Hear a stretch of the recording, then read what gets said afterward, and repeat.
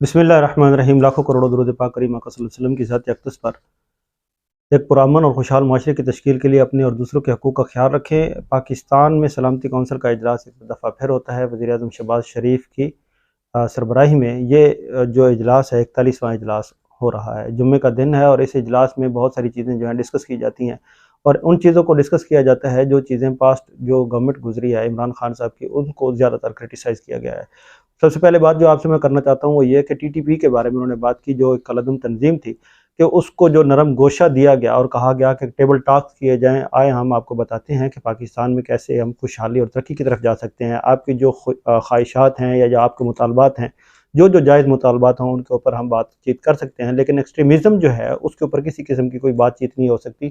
اس وقت بھی سلامتی کونسل جو ہے وہ تائید کرتی تھی ان ساری میٹنگز کا، اور اس میں بیٹھ کے وہ کہتے تھے کہ یہ ایک اچھا اقدام ہے کہ پاکستان میں ایک امن کی جو ہے وہ لہر وہ شروع ہو جائے۔ لیکن اچانک سے یہ ہوتا ہے کہ جیسے آپ نے دیکھا کہ رجیم چینج آپریشن جب ہوتا ہے، رجیم چینج آپریشن کے بعد چیزیں جو ہے یکسر بدلنا شروع ہو جاتی ہیں۔ وہ پاکستان جس میں جو ہے وہ صحت کارڈ کے اوپر علاج معالجہ شروع ہوتا تھا، وہ پاکستان جس میں لنگر خانے چل رہے تھے، وہ پاکستان جس میں لوگوں کے لیے ایک خوبصورت سی جو ہے وہ آرام گاہیں بنائی گئی تھیں، پناہ گاہیں بنائی گئی تھی، تاکہ لوگ جو ہیں اس میں بیٹھ کر اپنی زندگی جو ہے وہ سکون سے گزار سکیں اور رات کو سوئیں اور صبح اپنی محنت مزدوری کریں۔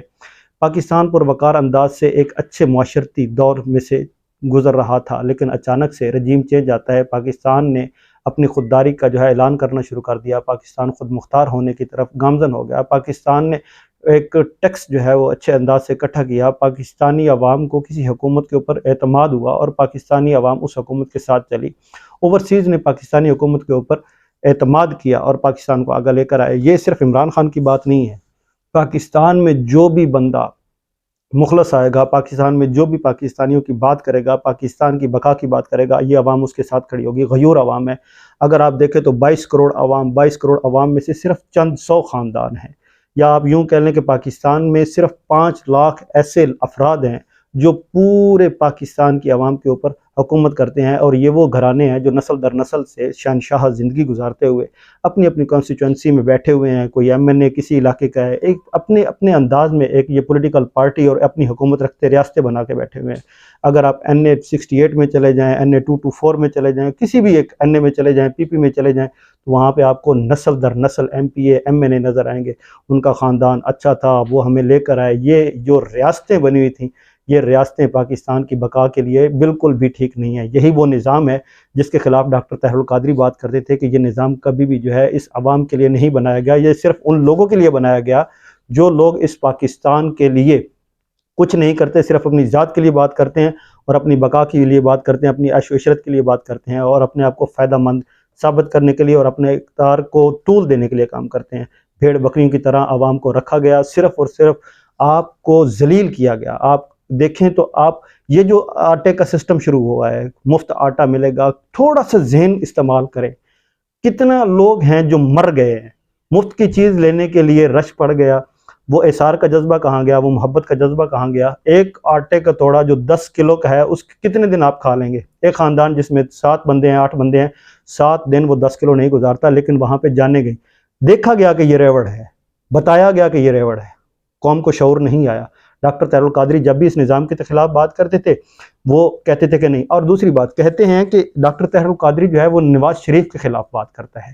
ڈاکٹر طاہر القادری نواز شریف کے خلاف بات اس لیے کرتا تھا کہ اس نظام کا سب سے بڑا فائدہ مند اور سب سے بڑا جو ڈکیٹ اور فرعون ہے وہ نواز شریف اور شریف خاندان ہے۔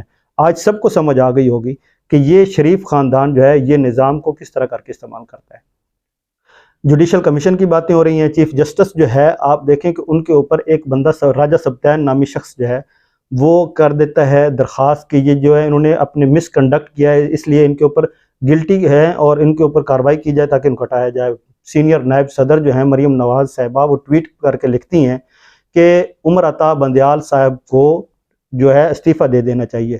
میں قربان جاؤں، عمر عطا بندیال صاحب کو استعفیٰ اس وقت منظور کرنا چاہیے ان کا جب انہوں نے قاسم سوری کی جو رولنگ تھی اس کو کالعدم قرار دیا اور ان کی حکومت دی۔ اس سے پہلے سے ان کا استعفیٰ قبول کریں تاکہ وہ PTI دوبارہ آئے اور یہ جیلوں میں سڑے۔ عوام کو اب شعور لینا چاہیے، واپس آنا چاہیے۔ اور ایک اچھا اقدام یہ ہوا ہے کہ ڈاکٹر محمد طاہر القادری کی جماعت جو ہے جس نے شعور پیدا کیا، جس نے بیدار کیا، انہوں نے سارے کام کیے، لیکن اس ویکیوم کو لوگ کہتے ہیں چھوڑ گئے، وہ چھوڑ کے نہیں گئے، وہ انہوں نے اپنا دوسرا کام شروع کر دیا۔ عمران خان نے اس اثنا میں ایک کام اچھا کیا، وہ یہ کام کیا کہ اس شعور کو بلڈ کرتے رہے اور لے کے اس جگہ پہ آ گئے کہ آج اس نظام میں گئے، انہوں نے کہا نہیں میں نظام میں جا کے جو ہے سب کو ٹھیک کر دوں گا۔ جب ان کو منہ کی کھانی پڑی، باہر واپس آئے، تو آج چیخ چیخ کے کہتے ہیں کہ یہ عوام جو ہے خدا کے لیے انقلاب کے لیے نکلو۔ انقلاب کس نے کہا تھا؟ گرین ریولوشن، خونی انقلاب نہیں چاہتے تھے doctor Tahir Al-Qadri, green revolution, آپ کے شعور کی بات کرتے تھے، آپ کو اپنی جو آپ کی بنیادی ضروریات ہیں ان کی بات کرتے تھے۔ ڈاکٹر طاہر القادری صاحب کی جو جماعت ہے پاکستان عوامی تحریک، اس کو دیکھیں آپ تو اس کا منشور دیکھیں، گراس روٹ لیول تک منتقلی ہے اقتدار کی، ولیج کونسلز ہیں وہاں پہ انصاف ہے، ڈسٹرکٹ کورٹس ہیں، ڈسٹرکٹ کورٹس میں آپ کا جو ڈویژن ہے اس کو صوبہ بنانے کی وہ بات کرتے ہیں، ایجوکیشنل کمپلیکس ہیں، وہاں پہ تمام تر چیزیں عوام کے ہاتھ میں دینے کی بات ہوتی ہیں، لیکن ان کو کیوں نہیں آنے دیا جا رہا؟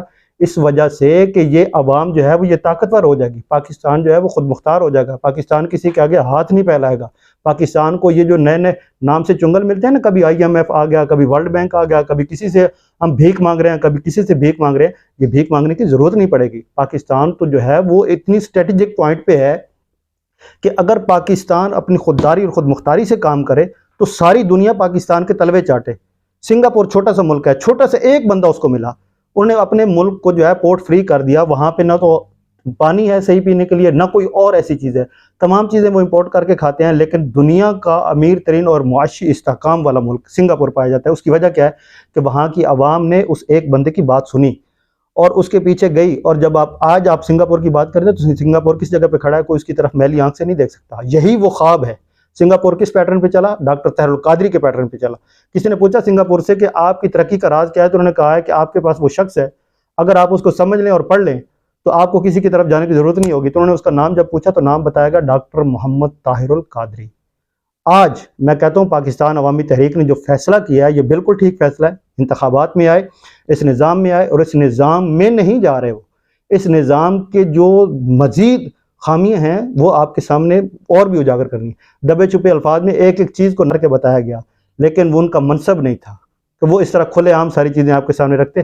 اب ایک ایک چیز آپ کے سامنے ہے، بالکل ننگی عیاں، آپ اس کو دیکھ سکتے ہیں، آڈیو لیکس دیکھیں، اپنی ایجوکیشن دیکھیں، اپنی ہیلتھ دیکھیں، اپنے معاملے دیکھیں۔ اور پاکستانیوں ساری زندگی آپ نے غلام رہنا ہے، اپنے بچوں کے لیے غلامی چھوڑنی ہے، جو غلامی کے توق ہیں نا ان کو اتار پھینکو، خوددار بنو، خود مختار بنو۔ PTI ہو، کوئی بھی جماعت ہو، وہ نمائندہ جو آپ کی دسترس میں ہے، وہ نمائندہ جو جانتے ہیں آپ کے یہ عوام کے لیے ہے، خوددار ہے، پاکستانی ہے، اور اس کا باہر کچھ لینا دینا نہیں ہے، جو کچھ بھی کرتا ہے پاکستان کے لیے کرتا ہے، پاکستان کی بقا کے لیے کرتا ہے۔ آپ نے اپنے ووٹ کی طاقت بتانی ہے، آپ نے اپنے ووٹ سے چننا ہے اپنے نمائندوں کو۔ اسمبلی میں جب آپ کا نمائندہ جائے گا، آپ تب تک جو ہے نا، تب جا کے آپ خود مختار اور پائیدار امن کی طرف جا سکیں گے۔ ایک چیز اور آپ سے شیئر کرنا چاہتا ہوں، ادارہ شماریات کے لیے ایک سال میں آپ دیکھیں تو کدھر تک چیزیں چلی گئی ہیں، قیمتیں گننے شروع کر دوں تو لمبی چوڑی چیزیں ہیں، لیکن 200% ہر ایک اشیاء ضروریات میں اضافہ ہوا۔ پیٹرول جو آج سے ایک سال پہلے بلند ترین سطح پر تھا، آج وہ جو ہے وہ 50% کمی پر ہے، لیکن ہم کیا لے رہے ہیں؟ وہ ہم 300 گنا زیادہ پر وہ پیٹرول خرید رہے ہیں۔ ہمارے اوپر عذاب نہ آئے تو کیا آئے؟ پکی فصلیں ہیں، بارشیں ہو رہی ہیں، فصلیں تباہ ہو رہی ہیں، گندی چیزیں ہم کھا رہے ہیں، غلاظت ہے، ماہ رمضان ہے، کسی چیز کی ہمیں پرواہ نہیں ہے، صرف ایک چیز کی پرواہ ہے، وہ کیا؟ مجھے کیا مل رہا ہے؟ خدا کے لیے انفرادی مفاد سے باہر نکلیں، ملکی مفاد کیا ہے، اجتماعی مفاد کیا ہے، اس کی طرف دیکھیں، فرد واحد کی طرف نہ دیکھیں۔ کیسے کہتے ہو ہم؟ میں بھی کہتا ہوں، آپ سب کہتے ہیں ہم مسلمان ہیں، لا الہ الا اللہ محمد رسول اللہ، ہم کلمہ پڑھتے ہیں، وہ اثار کہاں گیا یار؟ وہ دوسرے کو پانی پلا دو، اس کو پانی پلا دو، اس کو پانی پلا دو، اور جب وہ پہلے کی طرف آتے ہیں وہ شہید ہو چکے ہوتے ہیں۔ وہ اثار کہاں گیا؟ کہاں کے مسلمان، کہاں کی دنیا؟ انسان بن جائیں یہی کافی ہے، قوم بن جائیں یہی کافی ہے۔ یہ چند گزارشات آپ کے سامنے، اپنا چینل کا ضرور خیال رکھیں، مجھے لے اجازت، السلام علیکم۔